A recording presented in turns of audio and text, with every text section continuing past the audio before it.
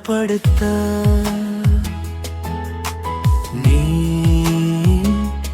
பலனடைந்திட உன்னை மறுபடியும் பலத்தில் நிரப்ப பலத்தால் இடை கட்ட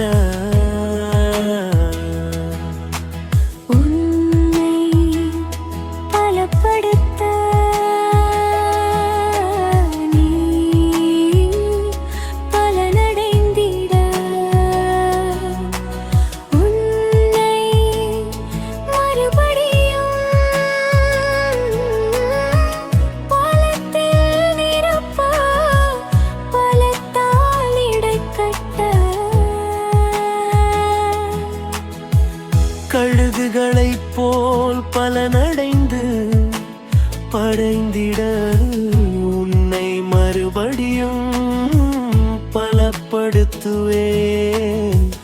உன்னை மறுபடியும் பலப்படுத்துவேன்.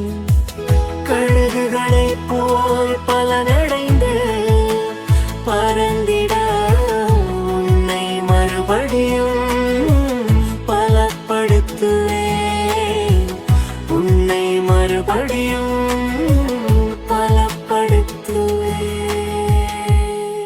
இன்றைக்கு நீங்கள் பலப்படும்படியாய் ஆவியானவர் உங்களுக்கு ஒரு அழகான வித்தியாசமான பிராக்டிக்கலா இன்னைக்கு நடந்துட்டு இருக்கிற காரியத்தை உங்களோட பேசுறாரு. பிரசங்கி 1:2 சொல்லுது, மாயை மாயை எல்லாம் மாயை அப்படின்னு பிரசங்கி சொல்றான். உண்மையாவே இன்னைக்கு நம்ம மாயான உலகையை நோக்கி போய்கிட்டு இருக்கிறோம். பிள்ளைகள்கிட்ட பாருங்க, மாயான அந்த மொபைலில் உள்ள அந்த ஃபிலிமை அந்த மூவிகளை பார்த்து தான் சாப்பிட்றாங்க. அனிமினேஷன் மூவி பார்க்குறாங்க. சின்ன பிள்ளைகளுக்கு உண்டான மாயை அப்படி ஒன்று கேரக்டரே கிடையாது, அப்படி ஒரு விஷயமே இருக்காது. அதை எடுத்து பேசி அதை நல்ல ஏஐயில் கிரியேட் பண்ணி அனிமினேட் பண்ணி என்னென்ன பண்ண முடியுமோ ஆமாம் எல்லாருக்கும் ப்ரெசன்டேஷன் பண்ணுறாங்க. சின்னவங்கலேருந்து பெரியவங்க வரைக்கும் நிறைய காரியங்களில் ஆர்டிஃபிஷியல் இன்டெலிஜென்ட் அப்படின்னு சொல்லுவாங்க, அதை அப்ளை பண்ணி ஆமாம் அதுக்குண்டான எல்லாத்தையும் செயல்படுத்துகிறாங்க. உங்களை மாயையான ஒரு காரியத்துக்குள்ள கொண்டு போறாங்க. உங்க மூளையை யோசிக்க விட மாட்டேங்கிறாங்க. கேட்டா சொல்றாங்க சாட் ஜிபிடியில் இருக்கு, போய் செக் பண்ணிக்காங்க. அப்புறம் கூகுளில் இருக்கு, போய் பார்த்துக்காங்க. ஜெமினியில் இருக்கு, எதனால நீங்க அதை கிரியேட் பண்ணிக்கோங்க. உங்களுடைய சுயமான காரியத்தை இன்றைக்குள்ள டெக்னாலஜி பிடுங்கிக்கிட்டே இருக்கு. கவனமா இருங்க. சுயமாய் காரியத்தை செய்யணும்னு ஆண்டவர் விரும்புறாரு. அதான் பிரசங்கி சொல்றான், மாயை மாயை எல்லாம் மாயை, எல்லாம் மாயை, எல்லாம் மாயை, எல்லாம் மாயை தாங்க. ஒண்ணுமே நிலையானது அல்ல, எதுவும் நிலையானது அல்ல, எல்லாம் மாயை. மொபைல் போன் தான் இன்னைக்கு உலகத்தை ஆட்கொண்டிருக்கிறது. இன்டர்நெட் தான் இன்னைக்கு உலகத்தை தான் கண்ட்ரோல்ல வச்சிருக்கு. இன்டர்நெட் இல்லை அப்படின்னா அந்த இடத்துல கொஞ்ச நேரத்தில் கதி கலங்கிறோம். ஏன் அப்படின்னா நமக்கு ஜிபேல மணி டிரான்ஸ்ஃபர் பண்ண முடியாது, நம்ம எதையுமே கண்காணிக்க முடியாது. சிசிடிவி கேமரா வச்சிருப்பாங்க, அதை கண்காணிக்க முடியாது, எதையுமே கண்காணிக்க முடியாது. அப்படிப்பட்ட ஒரு கேள்விக்குறியில கொண்டு இந்த மாயான உலகம் நம்மை வைத்து விட்டது. ஆமாம், மொபைலை தட்டினா கார் வருது, ஆமாம் மொபைலை தட்டினா எங்கேனாலும் போயிட்டு வந்துடலாம், மொபைலை தட்டினா ட்ரெயின் டிக்கெட் புக் பண்ணலாம், ஃப்ளைட் டிக்கெட் புக் பண்ணலாம், எல்லாமே செய்யலாம். ஆனால் பிரசங்கி சொல்கிறான் இது எல்லாம் மாயை. கடைசி சொல்ல இதெல்லாம் மாயையும் மனசுக்கு ரொம்ப சஞ்சலமாக இருக்குது அப்படின்னு சொல்கிறார். ஏன்னா ஒரு வெறுப்பு வருகிறது. வாழ்க்கையில் பிரயாசப்பட்டு நிறைய காரியங்களை செயல்படுறது எல்லாம் இன்னைக்கு முடக்கப்பட்டுக்கிட்டு இருக்கு.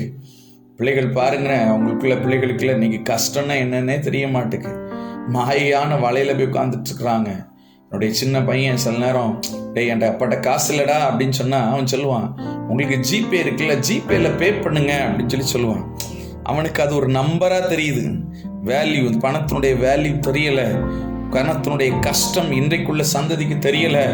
எல்லாமே மாயை. அவங்க சொல்றாங்க அது நல்ல, நாங்க வேலை பார்த்து சம்பாதிச்சு பெரிய ஆளாயிருவோம். கடன் என்கிற மாயையில விழுந்துட்டாங்க இன்னைக்கு நிறைய பேர்.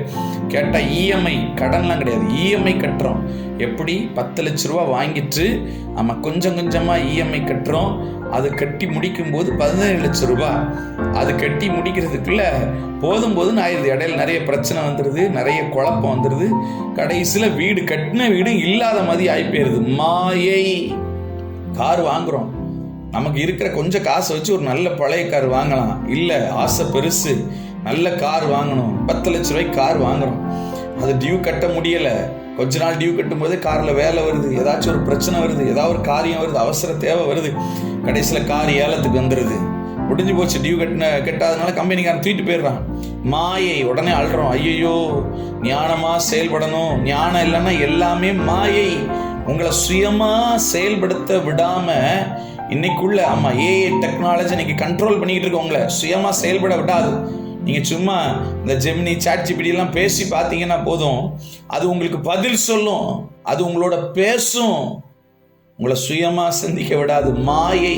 அப்படி பேசுகிற யாருன்னு உள்ள நீங்கள் நல்லா போய் பார்த்தீங்கன்னா அப்படி ஒரு ஆளே கிடையாது. மாயை.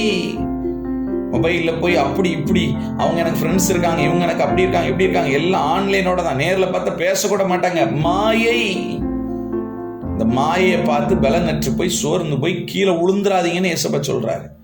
நீ விழுந்துராத மகளை. இன்னைக்கு வாலிபர்கள் கிட்டத்தட்ட 100% இந்த மாயையில் விழுந்து கிடக்கிறார்கள். கேட்ட ஒரு யூடியூப் சேனல் ஆரம்பிக்கணும், நிறைய வியூஸ் வரணும், எல்லாம் வரணும். என்ன செய்யறோம் அதெல்லாம் முக்கியம் கிடையாது. நல்ல சினிமா பாட்டை கூட போடலாம்.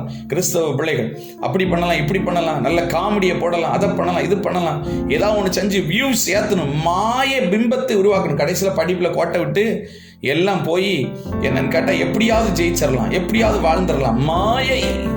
நீங்கள் மாயையில் விழுந்து விடாதீங்கன்னு இயேசு சொல்றார். மகளே, மகனே, மாயையில் விழுந்துடாதீங்க. உங்க அம்மா அப்பா கொஞ்சம் யோசிச்சு பாருங்க.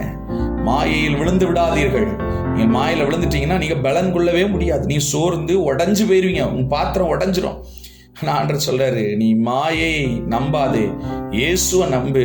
இந்த மாயைகள்லாம் எடுத்து போட்டு சமாதானத்தை உங்க வாழ்க்கையில நிலைப்படுத்துருவேன்னு இயேசுவை சொல்றாரு. எல்லாம் மாயை, மாயை, மாயை. இந்த மாயை என்கிற ஏஐயை விட்டு வெளியே வா. தொடர்ந்து நாளை தினமும் இதே போல இன்னொரு மகிமையின் வார்த்தையை பலப்படுவதற்கு ஆண்டவர் உங்களோடு பேச விரும்புகிறார். தொடர்ந்து கேளுங்க. கர்த்தர் உங்களை ஆசீர்வதிப்பார். God bless you.